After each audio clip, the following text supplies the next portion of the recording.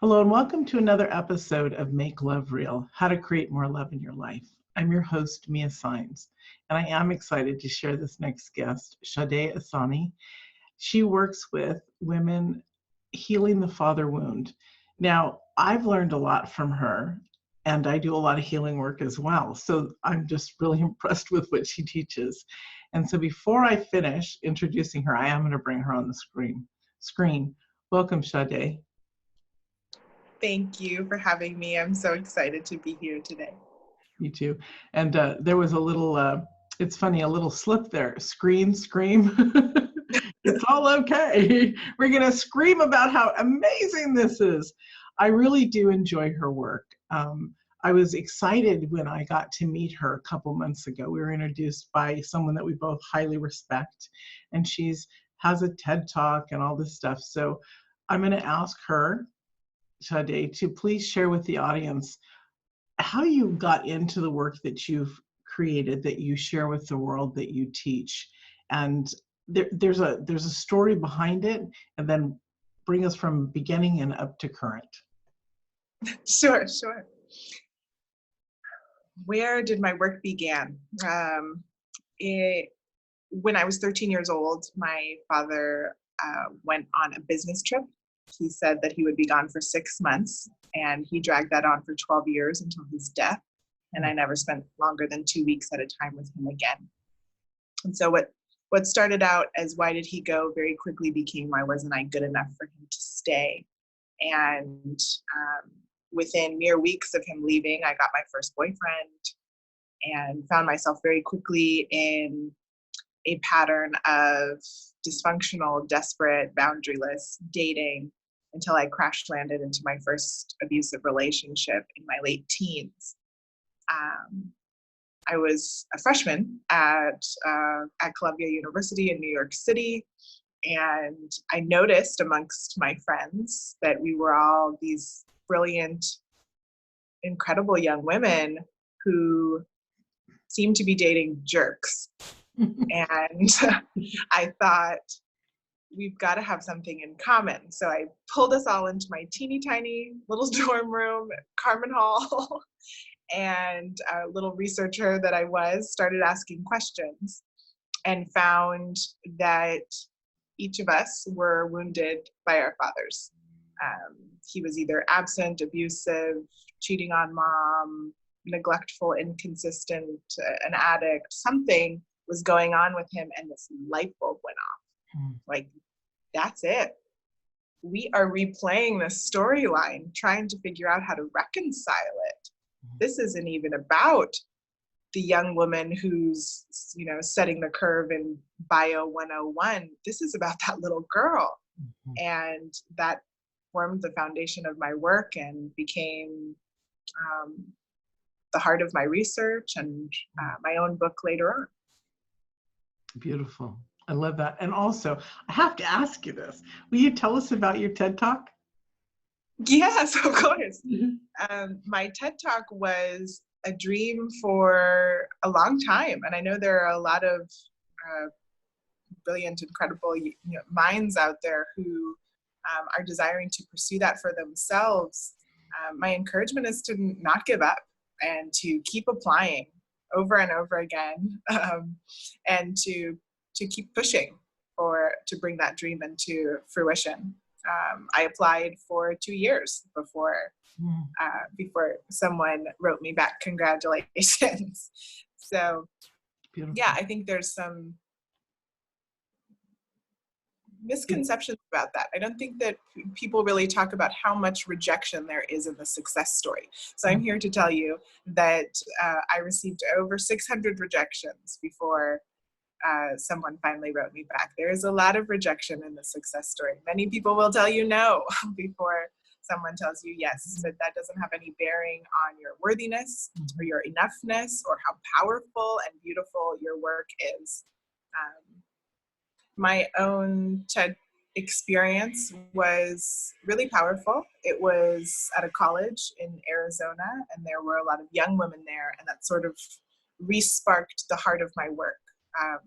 After I wrote my book, I spent 2 years kind of like a it was my messenger messiah moment. I just drove all over the greater South from Tulane to speak at as many sorority houses and college auditoriums as I could. So yeah, my TED experience was powerful and kind of relit a passion for me for the young women. My work now is much more reactive with women in their 30s, 40s, and 50s who have been married and have experienced great heartache in the space. And I began my work with young women, trying to be proactive and highly motivated and inspired by the thought of who I could have been if I could have gotten my hands on this information sooner. Just like, please, we've got to start telling young women, like, just because your dad didn't come to your ballet recitals doesn't mean you have to marry a jerk. Right, right. I love that you're first of all, you're an old soul. We both know that. There's so much power in your words, in your grace, in your story, in your work. And I just want to say that to you. There's so much power. Thank you. I get emotional sometimes because I'm in touch with the depths of who I am, and so when I honor somebody, it's literally because I can see their beauty so deeply. So I love that you shared that there was rejection, in that, because isn't that life? There's rejection in everything, including the father wound, right? Yes. And so it's interesting that, were you rejected 600 times for the TED Talk? Or was that just in things overall? I mean, I'm just like in awe of you, that if you were rejected and you kept coming back, you are just powerful as all get up, literally. I mean, it's amazing. It's amazing. It's amazing. We need to know more women like you, it's beautiful. Thanks. Very, very beautiful. So let's talk about, in your research, there's about the father and daughter. You spoke a little bit about it, but I'd like to have you talk about the father wounds with their daughters, because I learned a lot from you when we spoke before. I interviewed her for this show before, and the recording got messed up. So graciously, she came back to redo it. So if you'd like to talk about that, I would love it, please. Sure. So in interviewing over 300 women, what I came to understand was that there were these archetypes kind of rising to the surface. I call them father wound responses. And we all respond in different ways to trauma, of course, but there were these striking similarities. So the 6 of those were, one was the alpha CEO, and she sort of picks up these masculinities in response to the absence of the father, perhaps to become more like a partner to mom, but also just to survive. So later on, as she dates, she finds herself wary of men, but also that she doesn't really like them very much and doesn't respect men. So she tends to date little boys who she has to take care of, and will turn them into her personal assistants. That one rung very true for me when I really started stepping into my power and my business. I picked up all this masculinity and found myself really, really out of balance with men. Not really sure how to create the masculine-feminine dance anymore. Secondly is Mrs. Commitment. She wants to be married so very much and has placed her worthiness at the altar. So she figures if she can just get married, all of the pain will go away.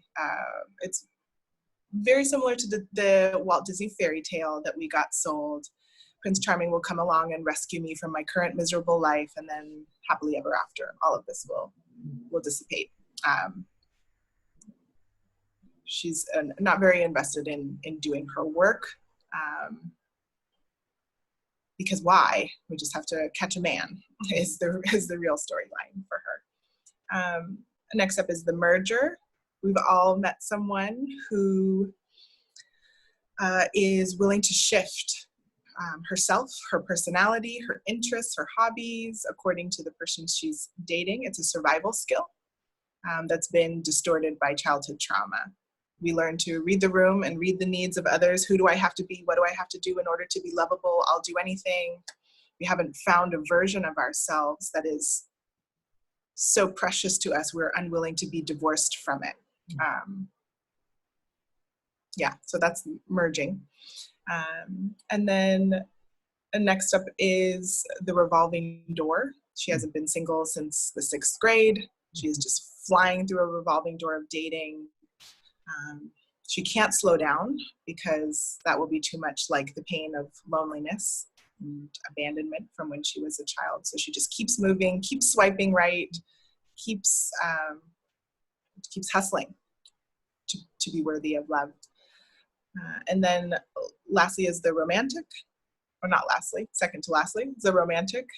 She puts on rose-colored glasses and looks over glaring red flags, even puts them in a nice light, like, he's not unemployed, he's just principled and spiritual, and just keep moving past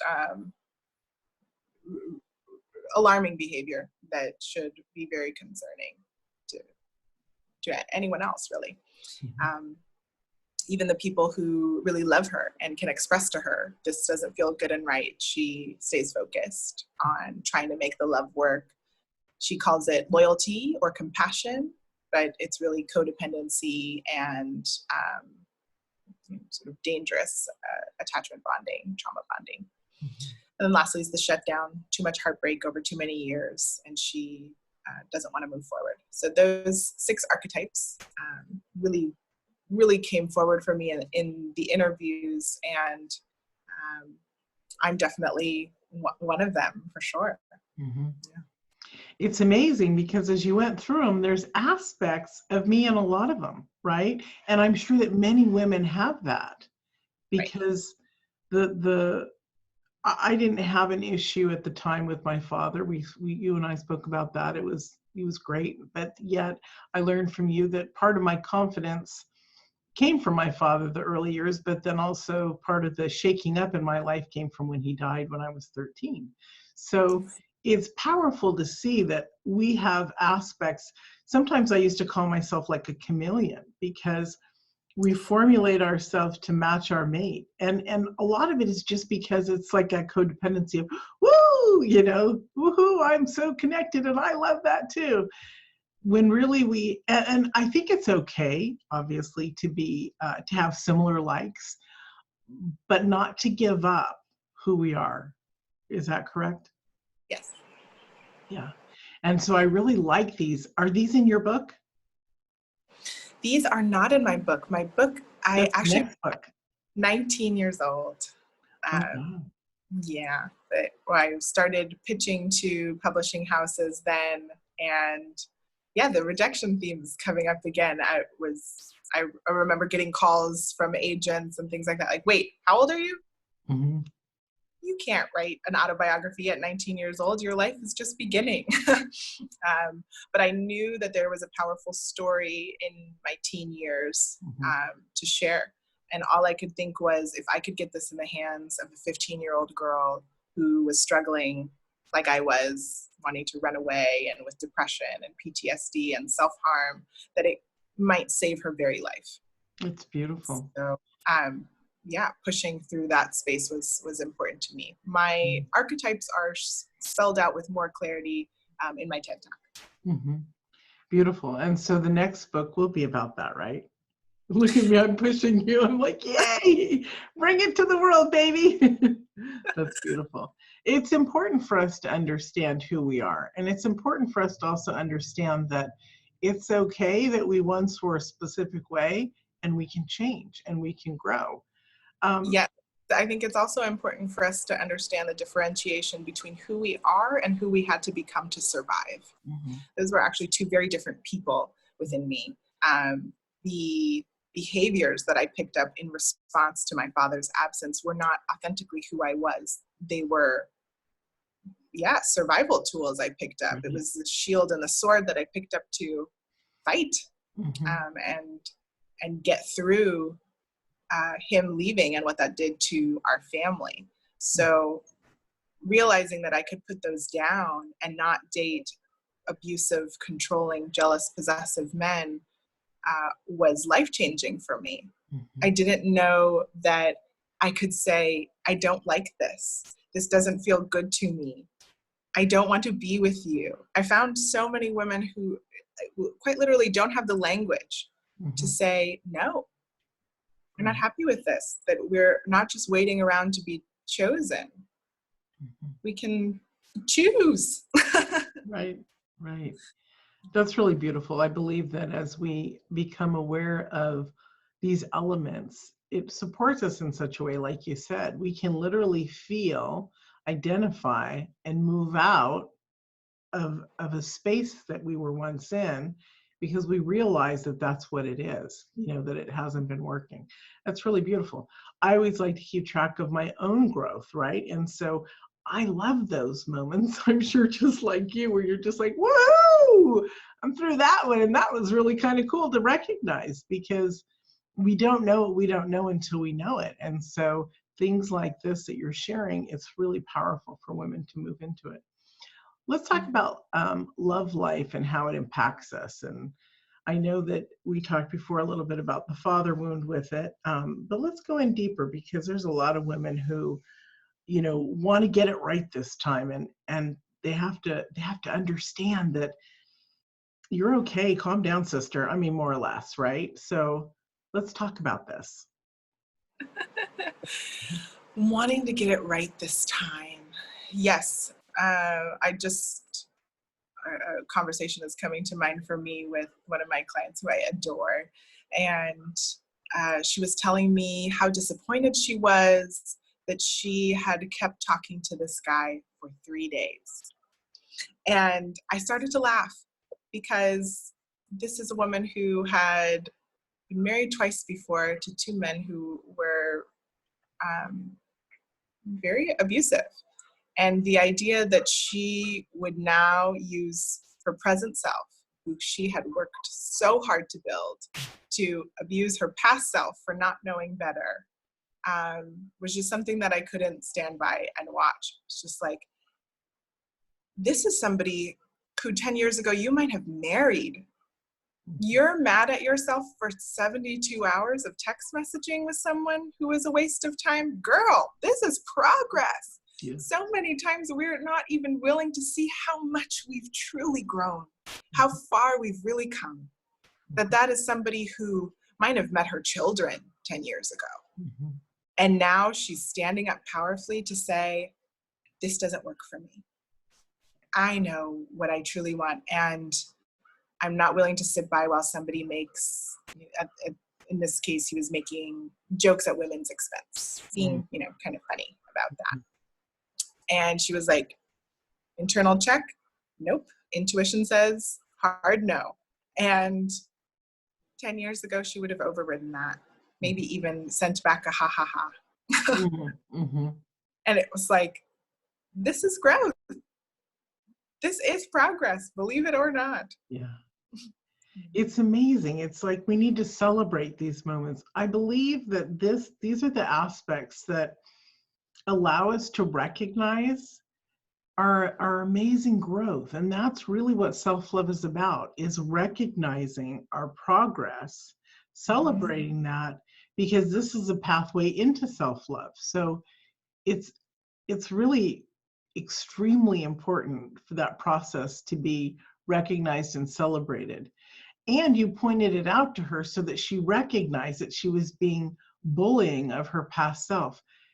It's brilliant to catch our clients like that and to show them, because that's what we're here for. They don't know what they don't know until they know it. And that's my favorite saying, apparently, because it's the truth, it's our blind spot. It so is. Yeah. And building the voice of self-compassion is perhaps one of the most important parts of the work. Like, one of the things that I ask my clients to do is envision that their best friend themselves has just knocked on the door, and that they would open the door and let their friend in and have a conversation with her. And many times what we realize is that the internal voice that we are using against ourselves to critique or beat up or call names is something that we would never do to a cherished friend, ever. We would never be like, how could you not have known that? What were you thinking? I'm so disappointed. You should have known better. We would never say that to our best friend who called and said, you know, geez, I'm really having a hard time going through this rough patch with this guy, or whatever the storyline is, that we would never speak to a friend that way. And so even just extracting the internal voice and bringing it out loud have been really powerful exercises. I often record my own voice just to be able to hear her has been really powerful for me. Bringing that internal voice out. I think one of the most powerful examples of that for me was I was working like a maniac, had my sweet little baby girl, and her dad was coming home at night, working late, and I just had such a hard time figuring out how to get the dishes done. And I would often like beat myself up to get the dishes done so that the house would be clean. And yeah, this voice just came in like, God won't bless your mess. You better get in there and do it, or you won't be blessed by God, kind of storyline in my head. And that would inspire me out of shame and fear to go get the dishes done. And I had been doing this voice work of just recording my own voice saying, I love you, Shadé. You can do this. I'm proud of you. Look how far you've come, kind of stuff. And then one night, the dishes were there. I was tired, and I heard the God won't bless your mess storyline come through. And it just like struck me. Like, I would never say that to myself. I would never say that to my friend. I wouldn't do that. Right. That's really mean. That's a really mean thing to say to a hardworking mom who's working full time and has a brand new baby. I would never call up my best friend and say, God won't bless your mess. You better go wash those dishes, girl.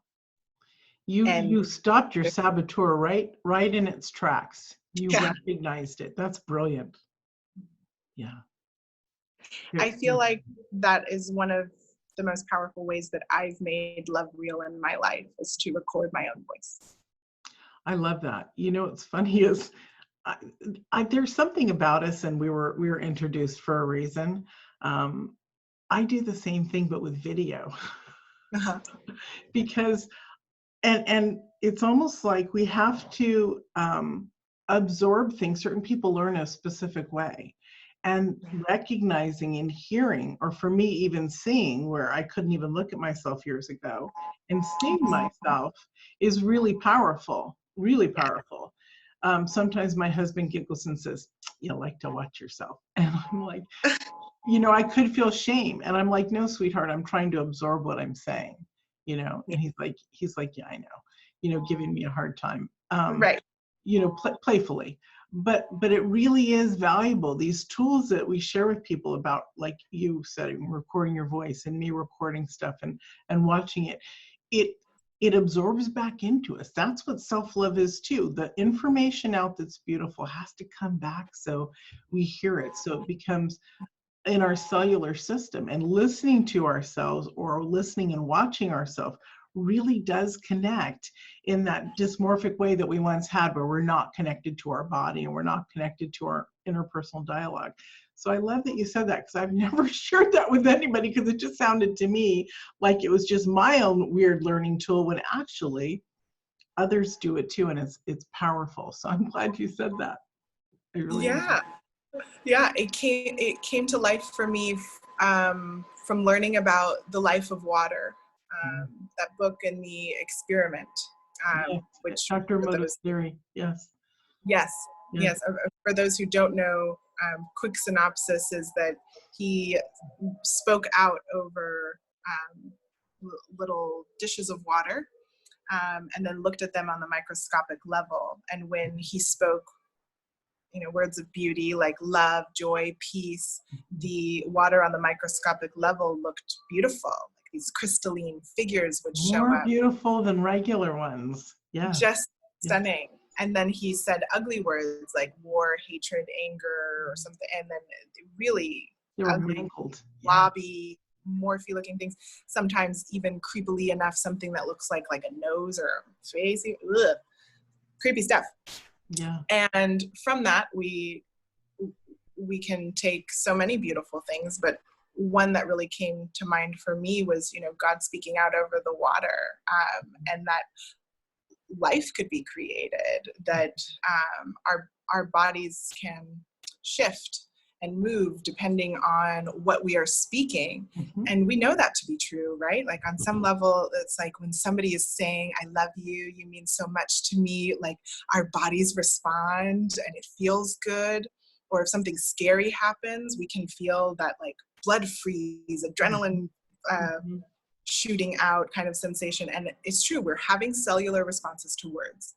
Yeah. And so I took that to mean I could potentially rewire my body by speaking out over her, by saying kind words to myself, and undo some of the ugly things that were said to me as a child.